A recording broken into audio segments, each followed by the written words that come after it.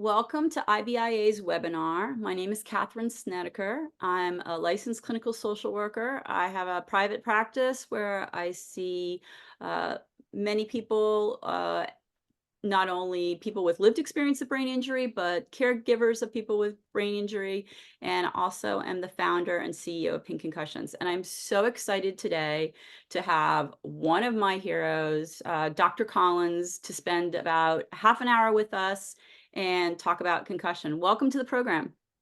Thanks, Catherine. Appreciate you having me. Well, I wanted to surprise you with a very quick slideshow. And you were nice enough to come on. And so I wanted to just put a little time into that. And so let me just. This makes me nervous, Catherine. I know, I know. That's why, you said you're excited. I was like, wait till you see what I'm going to do. So this is your life. This was a television program that I always loved where they went. So what I wanted to do is people say, oh, you were my hero. You changed how I did. I'm going to prove it to you. So this is your life connecting with mine. And the first time I saw you live was 2014. So 10 years ago at the Harvard Medical School sports related conference. And it was a big crowd. Bill Meehan was there, Rebecca Mannix, Ann McKee, you were speaking, Robert Cantu, Kevin Gutzowitz. It was a really great group, and it was at Harvard. And this was your presentation. These are my pictures of you taking from the audience. So here I am, other people, this was like seeing Taylor Swift, for me, seeing you. And this was the slide. This slide is totally embedded in my head that concussion, mild TBI can be broken down into these 6 different trajectories, which I want to talk about later. And then not only you are including mood and anxiety as a social worker, this is what I was seeing over and over again. And then you talked about assessing, and you talked about treatment, 2014. Then you talked about VOMs, the first time I'd ever heard about VOMs. You had very clear, this is how you do it. I want to share this. This is free. Please use this. You had research on this. And this was key for me from Pink Concussions, is that you talked about the differences between males and females. And this wasn't based on, a doctor saying, back and forth. So it's hugely important to me that this was a black and white. Women couldn't be faking divergence versus convergence versus a male. The conclusion and this slide, and again, this is like the universe opens up. Like, this was brilliant.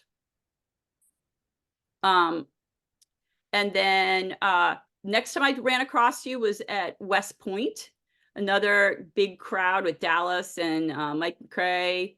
And we talked about VOMs, and then you were talking about the growing evidence for this. Another thing, pre-risk factors.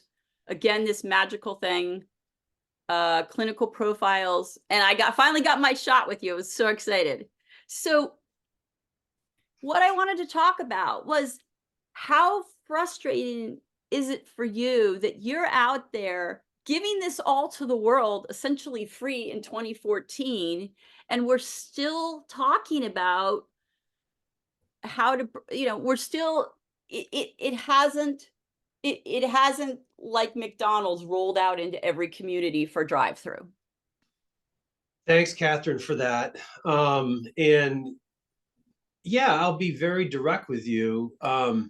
It is frustrating. But let me tell you what's most frustrating is what I saw this morning and what I saw yesterday and what I saw the day before and the day before that are patients that are coming to see me that haven't received the right treatments and are struggling with this months, years, multiple years later. And it was because it wasn't treated in a targeted way out of the gates, and the wrong things were applied. And patients will go down these pathways that are very dangerous and very deleterious. And this could have been treated differently out of the gates. And so I do get frustrated because we're doing this the right way. I think as a group here in Pittsburgh, we've published 300, 400 papers. I've given 500 or 600 lectures around the world. We've written books. We've done everything possible to get the information out there in a responsible way. And the scientific process, there's a guy named Paul Meehl, I think, that talked about paradigm shifts in medicine and how they take 17 to 19 years to actually complete. A number I hate because I feel like with TikTok, we should have sped that up, but I think that's still accurate. Well, actually, I think it might have been an underestimate because I've been doing this 23 years, but I've really only known the things that we're sharing for the last maybe 10 to 15, 10, 12, 13. So we're still online maybe, or on target, I should say, with that paradigm shift occurring. But yeah, I mean, I think the things you just asked and shared, I do share some frustration because I see it every day in clinic and patients aren't getting the right treatments they should get. And this is a treatable problem. Concussion is treatable. And I firmly believe that. And we see it every day in clinic. And I see patients that come in here that don't have the right information, aren't getting the right treatment, and it's frustrating. Now, do I think it's getting better? Yeah, I do. I think there's some really good clinics around the country now. We didn't even have concussion. We were the first concussion clinic in the world in 2000 when we opened here. And now pretty much I every. had heard of you in 2008 when I was struggling with my son. I think 2009 I had called the clinic, and it was a wait. It was it was like a 2-month wait or something. Like you were, even 2008, 2009, you were the place to go. Yeah, and I think we see about 20,000 cases a year or 20,000 clinic visits a year here. We're busy. We're very busy. It's not just me either, by the way. When I say that number, people are like, how the hell does he do that?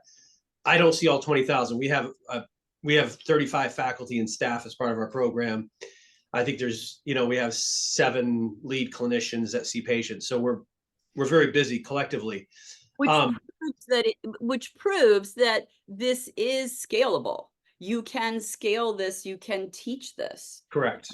And Yeah. just even from your slideshow from 2014 as a social worker, I got out of it. I need to ask the patient, just when I was working in concussion clinic, did you get car sick? Was being car sick part of your profile? When you were hit, were you dizzy on the field?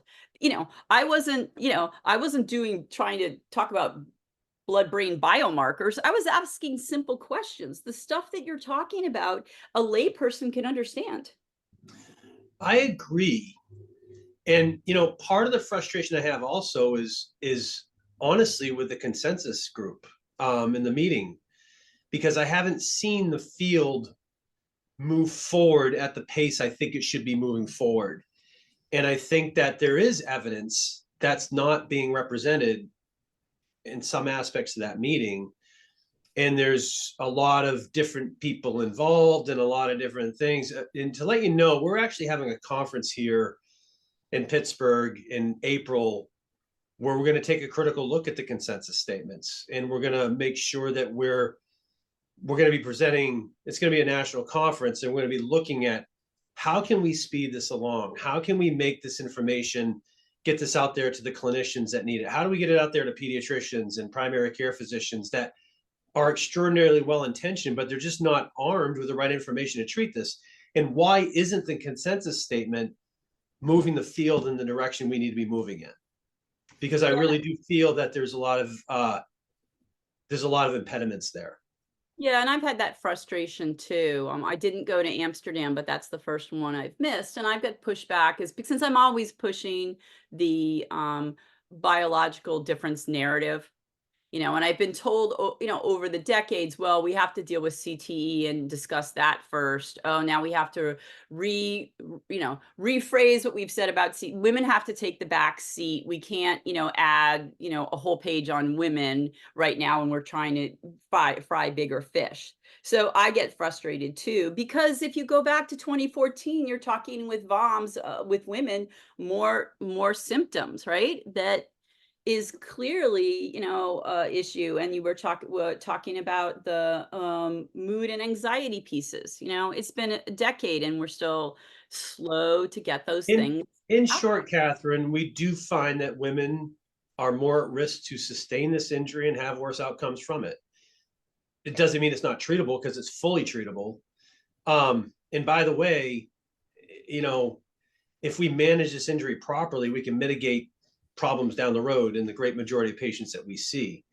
So I agree with you that the conversations that we're having here, I think, are critical, so we can circumvent what may be happening down the road that we do need to study, obviously, and we're doing that work ourselves. But I've always said this, and I always will, that the best way to prevent problems with concussion is to manage it effectively when you have one.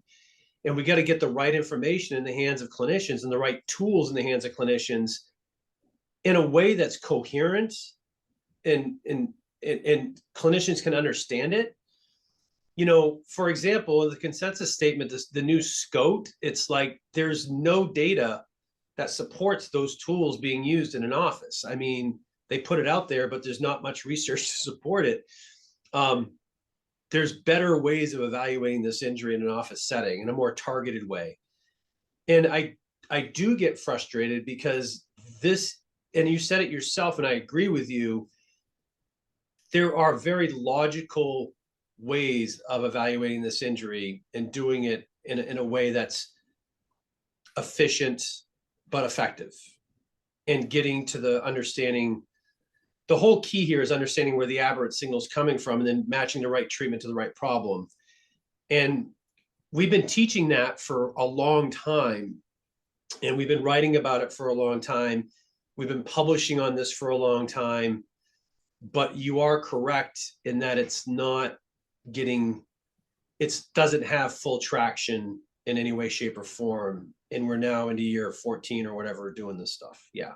Yeah, no, no, definitely. And the graphic, I mean, I was just looking back at the slide deck I had up. The graphics are simple, of that there's 6 different trajectories, right? And Sure. we can target the response. So I think that's so important. And the anxiety, I think, where people come in, and the first thing they've gone to is, I'm not getting better, I must have CTE. And I know from other interviews you've done how many times we end up talking people down from this fear of CTE, where, it's a convergence issue, right? So Where they're I'll give you a good example of this, Catherine. I just saw a patient this morning um, that played football for a very long time, and came in to see me today, and is, firmly believes that he feels he has CTE. I mean, he has memory problems.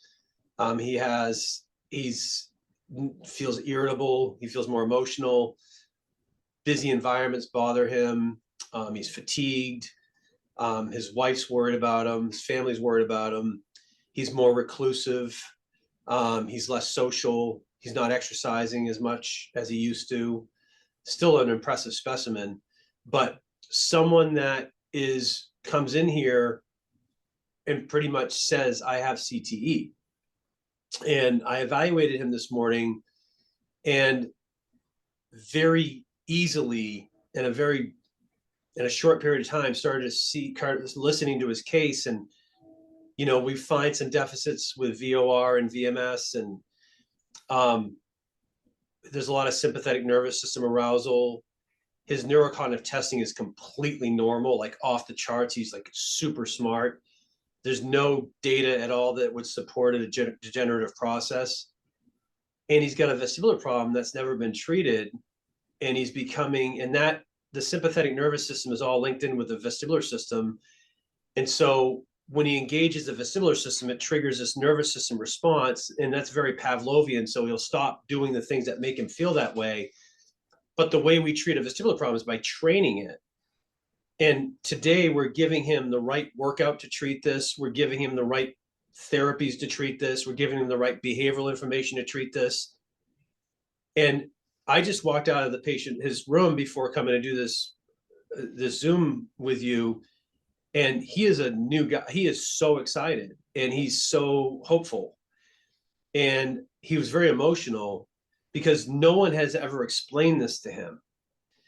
And this guy played football nearly 2 decades ago, 18 years or whatever it is. And he's going down this pathway where he thinks he has a problem with his brain that's going to kill him, or at least, disable him. And I actually don't feel that in any way, shape, or form about his case. But the narrative that's out there, I completely understand why he feels these things. I completely understand sort of why I would arrive at that if I were him as well. And the reality is this is a guy that we will treat and get better, and it will be so rewarding to do. But why can't we have that conversation globally so we're not seeing these bad outcomes happen? And how many patients don't get this treatment that end up going down pathways that are very dangerous to go down, with suicidality, et cetera? Abs- And abs- we absolutely. see suicidality in this clinic on a daily basis. There's very few patients that leave, and I don't want to sound like I can treat everything because that comes across the wrong way.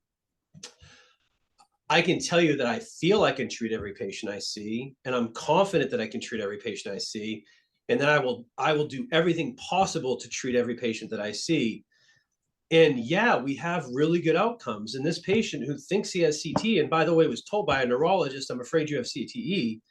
Which is insane because let's just put it out there. You have to be dead. You have to be dead. They have to look at your brain. Well, the new criteria that's coming out and the new discussion around this is like trying to diagnose this in a living person, and it's dangerous. Okay. I, I don't see any benefit. And I actually walked out of a top newspaper article where they were trying to corner me to predict how many people, women that had suffered domestic violence, would have CTE. And that was really why they started the interview. And I walked out and I said, that is not the direction that I want to go in. And add another psychological damning effect on women with domestic violence, and I'm not doing your interview. Yeah, and that's happening, and it's going to happen more and more as we see these criteria. And I can tell you, I mean, there was just a study published by the Vanderbilt group this past week and showing how poor those criteria are. And I couldn't agree more with that paper. Kudos to them for doing it. But there's not a specific criteria, and it's adding more misinformation, in my opinion, to the equation that's going to lead to more things that lead to anxiety and more problems down the road for people, when in fact there's treatments that can help the great majority of these people that are having problems. And it is very frustrating, Katherine, as you're getting to, and as I'm very clearly exhibiting. But I'm still optimistic, though, that we will make changes over time, and that our stuff and others, and there's other groups besides us that are doing great work, please, and that messaging is getting out there a little bit, but it's just not as sexy as some of these other topics that are in the media. And Absolutely. unfortunately, No, and I think, and then it's down to clicks. I spend a lot of time with reporters. Before I went to social work school, I went to journalism school. So, I can talk a reporter's language and I can say, I know you want to do this sexy story with clickbait, but hey, if you want to come back around and do another story with me, let's talk about these things. And generally, a lot of these people are freelancers, so they'll come back and do the story. We got some good stories up on WebMD after the reporter wrote the story that she was hired to write. We got some other ones. So it is important. And the thing that I love about how you present these concepts is lay people can, even the slides that I put up, a lay person can look at that, can read your paper, and there is hope. I think hope is incredibly important. I have over 8,000 women in our support groups, and so many of them were part of the group that was go home and rest, lie in bed for 2 to 3 days. Well, if that's not good enough, lie in bed for 2 weeks, and 3 years later, they're still lying in bed, and so we do summer challenges each year to try to get people moving. But sometimes I think the group of the past couple of decades that the treatment was almost worse than the initial brain injury. yeah, I would agree with that, and we find that to be the case a lot of the time, actually, because they're not the typical profile of patient that ends up going down this pathway. Is when you have a head injury, and you have a decompensation of the vestibular system, and patients will be dizzy, they will be nauseous, they will be foggy, they will feel headaches, they'll feel tired. But the vestibular system is all linked in with the sympathetic nervous system. And so it will trigger that sympathetic nervous system arousal. And then when they go move, it will produce that fight or flight feeling. And so it's not just they're being told to rest, but it's their body's telling them to rest because it doesn't feel right. And then once you start resting too much and you're not exercising and the nervous system is running rampant, that will then trigger migraine. And that further adds on to the problems of getting people moving. And then when they get migraine, maybe they stop working, maybe they stop exercising, maybe they're not as social. And then the nervous system will build and build and build. And anxiety is like pus, it has to come out of the body. It can result in oculomotor problems. It can result in cognitive issues. It can result in, difficulties with temperature regulation and problems with fatigue and chronic headache. And there's so many things that a rampant sympathetic nervous system can do to someone. And all this would have been circumvented if the clinician that saw this patient in the first week after injury understands that you treat a vestibular problem by retraining it. You wouldn't have had all these downstream effects of the injury.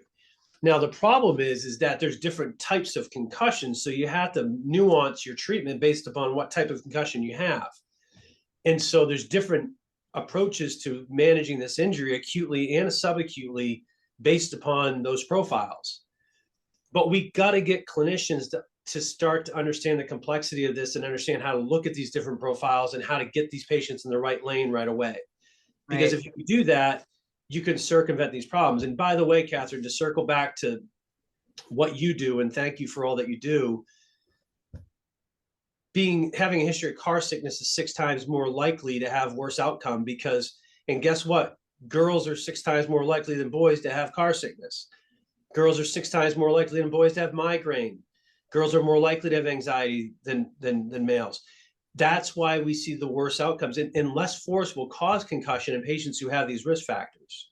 Well, and I know 60% of your patients are female. So it's showing that the people that are going, I mean, Pittsburgh is not an easy place to get to. It's really No, like you have to want to go there, right? It doesn't really, like we'll stop off someplace else. Or So not want to go there, but still come here. Yes. That was a joke, by the way. I love Pittsburgh. I'm coming out for a wedding. I'm coming out for a But wedding this summer. It'll be my first trip to Pittsburgh, so I'm excited. oh well, yeah. Let me know. It'd be great. What time? When are you coming out? I think in July for a wedding, and I was like, oh, I have people out there. You will So be impressed by this city. You'll like it. It's a nice city. But long story short is yes, 60% of our patients that walk through these doors, and we see 20,000. There's 20,000 patient visits a year. 60% are female, and there's reasons for that. I mean, there's real risk factors here, and there's real sort of pathways that there's reasons why women go down these pathways more than men. I want to ask you a question that you might not have ever been asked before, but in my own research papers in my city studying these 11,000 kids here and Tina Master's work at CHOP, we keep finding that girls initially are taken, and this is high school, elementary school, and middle school, girls are taken in for care 5 to 6 days later initially than boys. I didn't know What that. do you think? Yeah, I can tell you that wouldn't happen Talked to here. her yesterday. Like, we don't know why. Are you when you talk to these parents, do you see the Interesting. that they were less likely to bring their daughter in because they thought she was emotional, or that women are more like, any guess of what that might be? Because we don't know. We see it, but we don't know why. I have never thought of that construct until you just mentioned it. And I'd actually be interested to see if that's the case. I'll get Anthony Contos, our research guy, on this question. This is a great question. And it'd probably be good to look at this at other sites, and I mean, yeah, I mean, I don't know why that would be. I don't even want to speculate. But maybe some of these behaviors are not as abnormal in a teenage girl population versus a teenage boy population. And so the referral isn't made. But another theory I'm thinking of as I'm talking about this is when you have vestibular dysfunction, it takes a while to set in, and girls are much more likely to go down that pathway than boys. So that might be it as well, just because it's more prevalent in a female population than a male population. And the sort of the nervous system takes a while to respond to that, so to speak. So maybe that's it too, Catherine. I don't know, but that's a very interesting research question to ask. Well, and I wonder if it's an education piece, right? Is it if we had education, and that's what I've been trying to do in our school system, if we had education, Yeah. kindergarten, back to school night, we talked about this because we see it in the elementary school level too, that the girls are taken in later, and Well, what one of can the I things add to that for a second? So you may be aware of this paper, you may not be, but we published a paper in JAMA Neurology where we looked at like what predicts outcomes in adolescents and young adults that have concussion sports. And we looked at all the risk factors that we've published on migraine, car sickness, anxiety, female versus male, um, et cetera. And the one data point that predicted who got better fastest is how long it took to get into the clinic. That was more predictive than any other risk factor in predicting who takes the longest to recover. And so if you're seen within 7 days of an injury, your outcomes are way faster. And that's the one thing that predicts outcomes. And so when we see kids within the first few days of injury, I can get them better very quickly, great majority of the time. If it's downstream 2 weeks, it's going to take a lot longer. We can still treat it, but that would totally resonate with what you're saying. And as a parent of 3 boys, when girl parents would call me, and this is when I kind of got known as the concussion mom before I actually started working in the field, the boy parents would call like, "We just left the mountain, we just left the ER." And the girl parents would call, "Oh, it's 3 weeks since she hit her head and she's taken her SATs and now she's a mess." I actually thought it was poor parenting, and the reason why I started looking into the sex differences, people think I had daughters, was because all these girl parents kept calling me so far down the pathway. And so it Interesting. wasn't until I actually looked into these, sub paragraphs in papers where I'm like, wow, there's something here. It's not just bad parenting by girl parents. But Well, since as a dad of 4 daughters, Catherine, with no sons, so you're the yeah, opposite of me. Yeah, I have four yeah. daughters. So that's actually why Pink Concussion started, is to try to Yeah. explain to myself why the girl parents were calling me so much later. The other thing that I notice is when I talk to girls, they have the sporting event and they're like, I drove home, I had to pull over 3 times to throw up. I got home, I went to bed. I've never That's heard a boy say that. So I'm not sure whether the that's the girls, vestibular system for sure. yeah. Are they leaving the field with symptoms and not saying anything about it? Are the They boys? this takes a while. We just did a study, a paper on this as well, and we just published on this that we find that in patients that have the vestibular profile of concussion, it doesn't set in. That energy crisis that causes the vestibular system to decompensate happens right away. But until you get in a car ride or a busy cafeteria or a very demanding environment, and that's when the system really starts to decompensate. And so they'll feel it on the field in the form of slow, wavy, dizzy, foggy, nauseous, maybe, but it's not like they're incapacitated. So they just kind of play through this. They're not aware of what's going on. And further playing worsens their outcome because it further decompensates the system.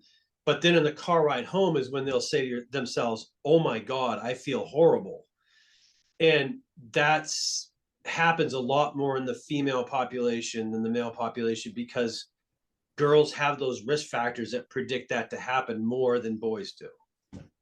And I wonder if there's also a gender difference, that maybe the athletic trainer isn't on the girls' field. There was no one to report it to anyway. So they got Possible. in the car and left. And was the situation that there was an athletic trainer there because it was a boys', Yeah. sporting event. They spoke to the trainer and then they went with a parent right to the doctors as opposed to. So I think all these factors are probably playing a role at some level, but it's a really interesting question. And I'm really glad you pointed out to me. I was unaware of that, but it makes sense. The other thing as having a parent of 3 boys is that concussion is part of their play. It's part of every single video game, whether it's FIFA or Madden or Call of Duty or Grand Theft Auto. Concussions are a part of their play. And there isn't a corollary like for elementary school, My Pretty Little Pony gets a concussion. I don't know if girls have the vocabulary of boys where it, on a daily basis, they are using concussion as a part of their play to rank up points or to take out opponents, right? So I don't know if it's also part of the language too. Hard to say. I know I was throwing balls at my girls at a very young age, and there was no Pretty Little Ponies that I was aware of. But um, yeah, I don't know the answer to that one. I do think there are those real sex differences in the biology here that can lead females to have worse outcomes than males for sure. But And I it's something. But the thing is, though, Catherine, is this is treatable. Like we can get these patients better. And yeah, those people that you talked about earlier that are sitting in a room three months after their injury, good luck with that, because no one's going to get better doing that. And we actually have, if this can be evaluated in the right way, we can come up with the right plan to get people better from this. And even if you're having problems a year, 2, 3 out, we still can treat it. And I saw a bunch of patients like that this morning, and there's help out there. There's things that can be done. And I just, it's not, I think the misinformation that's out there is really leading to bad outcomes because this is treatable. So I know I know you've got to wrap up to get back to seeing clients. If there were a couple of things looking forward that you really could wave a magic wand, what would you like to see in the field? That I was just at the NIH meeting where they're like, we need to change mild, moderate, severe. We need to change the classifications. Do we need different language? Do we need I what do think that I feel that I'm just thinking off the top of my head, but some of the sideline testing that's done out there and what's being supported by the consensus groups needs to change. Because if we can properly evaluate this injury in the field, it's going to lead to much better outcomes. So that's one thing. I would say a more targeted and more active approach to treating this injury, which again, I think the consensus statements haven't evolved to the point where we need to be, needs to change. I feel that more concussion clinics that have the expertise to do this in a targeted way needs to change. And I think the general understanding of this injury from a public perception standpoint needs to change, and the conversation needs to change. Awareness with no solution is called hysteria, and that's kind of where we're at with this injury. The treating concussion is less sexy than some of those things that are out there in the public discourse, but I'm hoping the public that, if you look at the public's perception of this injury, it is rest based. And it's also like thinking that you can't treat this. And so we need to change those conversations. you feel like we lost a lot of ground during COVID? Do you think the parents are coming in? Because I felt like at 2017, 18, 19, we really had a momentum going with parents, but they're all different parents now. Like they've switched out. I think a lot of things did change with COVID, but I'm still optimistic that can be overcome. I think there is progress being made. I don't think it's at the pace I would like to see. I do get frustrated. I think if you talk to most people in the field, they're pretty frustrated because the wrong conversations are happening. I'm kind of frustrated by the academic process sometime with this. And we've done it the right way, Catherine. We've published as much as anyone in this field. I mean, it's not like everything we say and do is based on evidence that would support what we're saying and doing. It's just for some reason that isn't getting coalesced in the right way and disseminated to the rest of the clinical field. And the parents change. The parents and the kids change, right? It's always a constant, thing. I believe we need more concussion education earlier across schools districts. Yeah, I do too, as long as it's the right information though. Because sometimes the information that is, out there, like the Centers for Disease Control, I read that information sometimes and I'm like, this is not the right information to be sharing. It's too passive and it's not getting to the core issues of what's going on. And we need to do a better job, I think, of educating people on how activity can help with this injury. And we're publishing on that. And a lot of people are publishing on that. And it will get there eventually. So I want to make sure I say that. But I do get frustrated with like if you educate the wrong way, it's just going to lead to more misinformation, right? Yeah, definitely. Well, I didn't get to probe you on how you got into the field and all those other questions. So can we do this again sometime?